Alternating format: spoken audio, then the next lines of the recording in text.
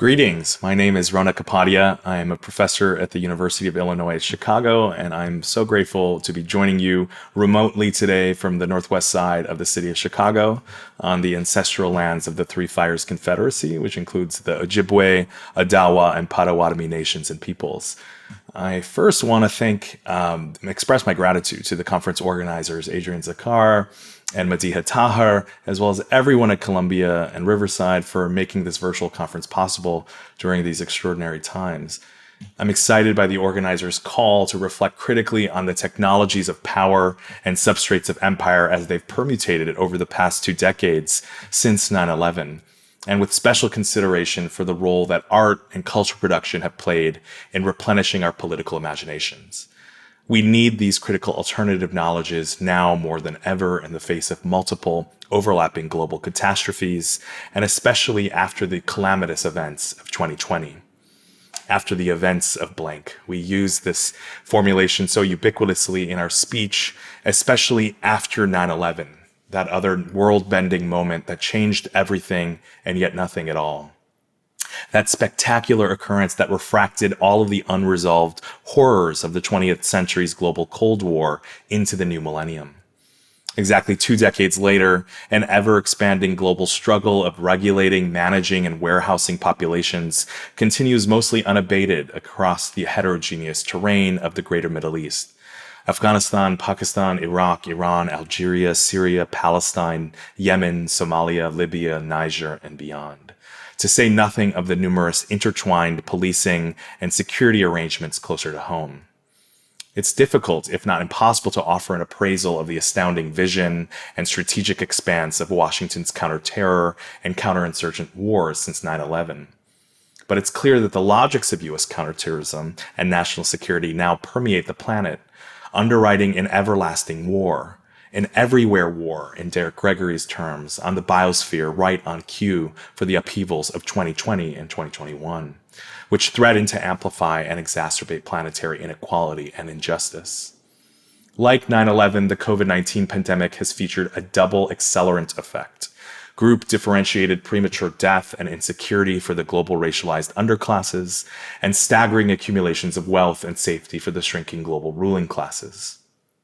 As Wendy Brown swiftly summarizes, the pandemic intensifies existing vulnerabilities in a world ordered by the crude, careless power of nation-states and capitalism. So in this context, how might we amplify the creative strategies that contemporary artists and cultural producers employ in service of insurgent struggles to end forever wars on terror and imagine otherwise?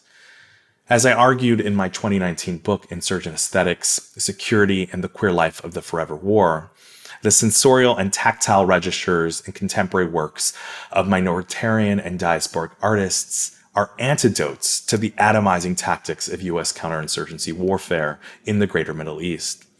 They offer queer and feminist methodologies of rebellion and freedom. The radical experiments, sensuous knowledges, and freedom dreams of contemporary minoritarian cultural workers respond to the state of forever war. Turning to the expansive world-making knowledge practices of contemporary Arab, Muslim, and South Asian diasporic artists in particular, what I call insurgent aesthetics, inaugurates new ways of understanding the politics of security and freedom from the perspective of those most dispossessed by U.S. war-making, as well as their diasporic kin. Unlike artists who forge works in the diaspora after years of living in conflict zones marked by direct embodied experience with the U.S. war machine and its client states, the majority of the artists I discuss in my book are instead diasporic subjects of surveillance societies in the West, differentially included within hierarchical orders of U.S. gendered racialization and militarized security, but not directly targeted by U.S. imperial warfare. We know that turning the tide against endless warfare necessitates an embrace of the radical imagination and speculative thinking of visionary artists to transport us beyond what Achille Mbembe calls the great chokehold of the present. Yet so much of the popular and scholarly criticism on late modern wars attunes so closely to the dominant strategies and technologies of national security that such work often has the unintended effect of making the state's frameworks and institutions seem monolithic and omniscient, even as that work seeks to assail war and empire. That global world order is in fact always already fleeting, fragile, and failing. Felicitous cracks have appeared in the surface of the U.S. forever war's architecture that are being exploited by forms of fugitivity, refusal, and rebellion. Diasporic visual and multimedia artists who hail from societies besieged by war, but who live and labor in the heart of empire, have made available new ways of knowing, sensing, and feeling that were once thought to be unimaginable. Indeed, cultural workers are producing what the sociologist Asef Bayat calls quiet encroachments, new tactics of protest that thrive in the underground and interstitial spaces to escape detection by the surveillance state. But often missing from prevailing accounts of art activism and criticism in the post-9/11 global war on terror era are the racialized bodies of minoritarian art practitioners themselves and their indispensable links to diasporic communities and social geographies most affected by U.S. global state violence in the greater Middle East. The insurgent aesthetics emanating from contemporary Arab, Muslim, and South Asian populations are vital to knowing the submerged histories of the forever war, not merely because these distinct minoritarian groups have survived, but because their works clarify the critical terrain of an ideological struggle. Take, for instance, the brilliant creative projects of the Brooklyn-based contemporary art duo, The Index of the Disappeared, comprising Mariam Ghani and Chitra Ganesh. In Afterlives of Black Sites 1, The Seen Unseen, The Index of the Disappeared offers an indictment of the visual and affective legacies of former CIA black site prisons. More than 100 secret prisons across 30 countries were operated by the CIA as part of an extrajudicial kidnapping, interrogation, and torture program during the Bush II era of the Forever War.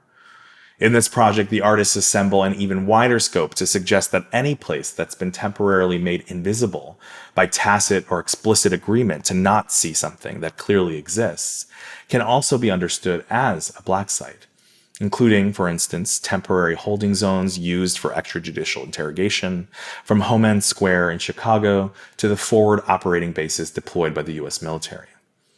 These artists evoke here the ongoing, enduring relation between the global wars on terror and the brutal domestic policing, surveillance, and imprisonment project perfected on racialized and migrant communities in the United States, bringing to light the so-called blackness and black worlds of the domestic and global ends of contemporary U.S. state violence together. In a group show titled Mining Warm Data at the 2016 Dhaka Art Summit, the Index's Black Sites 1 grappled with the recent dark pasts and presence of U.S. empire. As their first significant artistic collaboration in South Asia, the exhibit at the Dhaka Art Summit provided an opportunity to reroute the Index's venerable diasporic insurgent aesthetic collaboration in the U.S. through a more intimate engagement with social geographies and non-Western life worlds targeted by the global ends of the U.S. Forever War. The artists conducted field research in Afghanistan and former secret prisons, and collaborated with local LED and neon sign makers in Bangladesh in advance of the summit.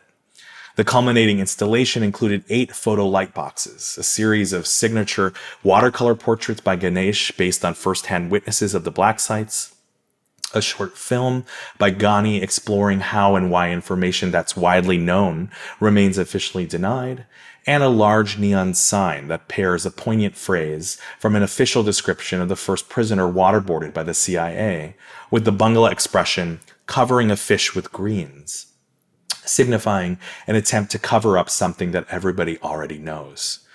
As viewers enter the installation's dark room, they are confronted with the blinding illumination of the neon sign with its bluish hue and the lightbox images, and are thus enveloped by the Index's long-standing aesthetic concern with the interchange between visibility and invisibility and transparency and opacity. So given the many open secrets of the Forever War, including the use of black site prisons, the artists explore here the war's discarded landscapes and built environments just that are hidden in plain sight. They speculate on whether it's ever possible to view the ruins of a former black site without seeing it through the veil of its previous life in the unseen. In their field research, Ghani and Ganesh discovered that the feeling of looking at a place that was once a black site, but has now had any trace of that use removed or again hidden from view, is remarkably similar to the feeling of looking at a heavily redacted document. The surface opacity both frustrates the viewer who seeks concrete knowledge and underlines the importance of that which is concealed. So if a surface refers to the outermost boundary of an object, the artists here seek to penetrate that outer layer and conjure the innards of U.S. empire lurking beneath. To replicate this sensorial disturbance, the index uses redaction patterns extracted from declassified documents, which they obtain from their long-standing archive about the geopolitical sites captured in the photographs, in order to alter their images in the Lightbox series. The aesthetic effect is a distorted and fractal view of the original landscapes photographed by the artists, a so-called collective hallucination that perfectly encapsulates what remains of knowledge in the wake of the Forever War. I argue throughout my new book, Insurgent Aesthetics, that the state uses abstract vision and limitless data to map racialized so-called Muslim populations and innovate surveillance and intelligence gathering procedures, while simultaneously disowning its imperial violence on a number of fronts, including its use of black sites, redactions of classified documents, so-called touchless torture of detainees, denials of civilian death counts in drone attacks, and so on. This imperial paradox of transparency and opacity in discourses of state security manifests both in the gendered racialization of Arab, Muslim, and South Asian refugee and migrant communities in the US, and in the insurgent aesthetic works like that of the Index, which cast light on the manifold unseen and disembodied technologies of secrecy and terror that define the Forever War. In outlining the space for alternative sensuous conceptualizations of the disavowals and disembodiments of state security, I demonstrate how these insurgent aesthetic practices inhabit dominant categories otherwise, thereby contesting the militarized tactics of U.S. Forever Wars in the realm of contemporary art and culture.